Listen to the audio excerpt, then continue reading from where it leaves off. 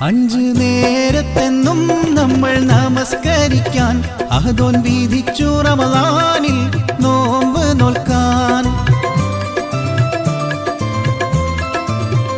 അഞ്ചു നേരത്തെന്നും നമ്മൾ നമസ്കരിക്കാൻ അഹദോൻ വിധിച്ചു റമളാനിൽ നോമ്പ് നോൽക്കാൻ. ഹജ്ജ് ചെയ്തിടുവാൻ സകാത്തേകിടുവാൻ, ഹജ്ജ് ചെയ്തിടുവാൻ സകാത്തേകിടുവാൻ. ഉടയോൻ പടച്ചവരെ, ഉലകിൽ ജനിച്ചവരെ, ഉദവി നൽകുന്നിലാഹിനെ മറന്നവരെ. ഉടയോൻ പടച്ചവരെ.